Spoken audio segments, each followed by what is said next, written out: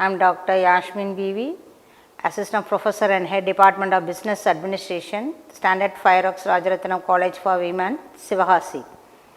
Today we are going to see about the Principles of Management, 23 GAC 11. In that we are going to see about the decision making. Decision making process.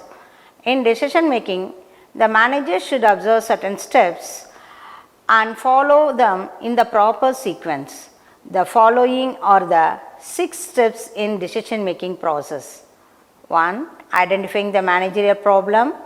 Second one is formulating managerial problems. Third, developing alternative course of action. Next, evaluating the alternatives, selecting the best alternatives. The last one is the implementing and following up. First step, identifying managerial problems. The first step in decision making process is recognizing and identifying a managerial problem. An executive should be aware of the problem which requires immediate action. For example, sales of the organization might be falling down during the last 2 years due to changes in competitive situations, higher operating costs, government regulations and the like.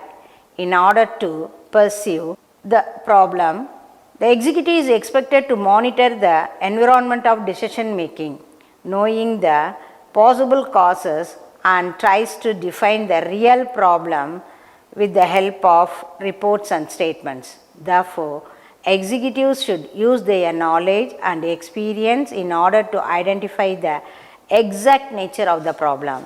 Second step is formulating managerial problems. Once the manager is aware of the problem, he must state the real problem. A problem well defined is half solved. So the problems identified should be formulated and stated in understandable manner. In order to state the real problem, the following questions should be considered. What is the problem? Which problem to solve? And what is the real cause of the problem? The manager is expected to find out the answer to the above questions while defining the problem.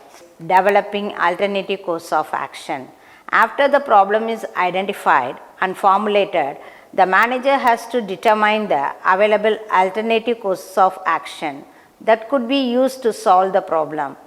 While developing the alternatives, the following points may be taken into account.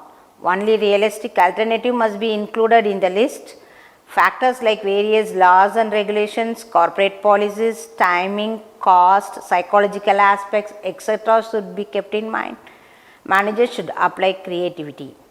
While developing alternatives, techniques like brainstorming and group participation may be effectively used.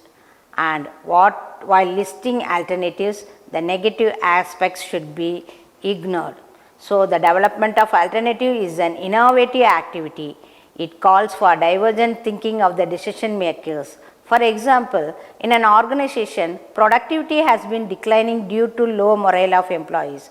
To improve the morale of the employee, the personnel manager of the organization has developed the following alternatives: adequate compensation package, incentive schemes for improved performance, restructuring the workload, offering internal promotion and providing children education scheme.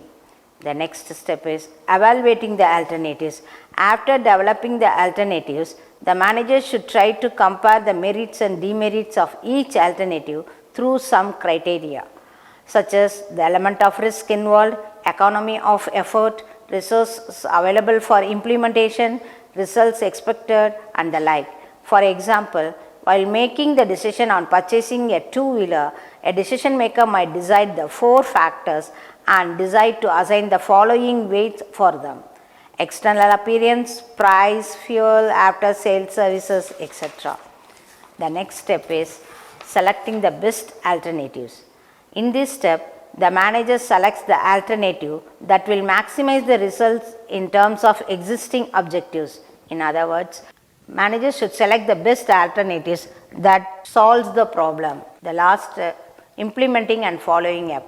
After selecting the best alternatives, the next stage is in implement the decision. Effectiveness of decision in achieving the desired goals depends on its implementation. It would be better to establish follow-up procedures to evaluate the implemented decision. Such follow-up systems ensures the achievement of organizational objectives. Conclusion. Thus, every employee of an organization has to take number of decisions every day. Decision making helps the smooth functioning of an organization. Thank you for visiting www.sfrlearning.org.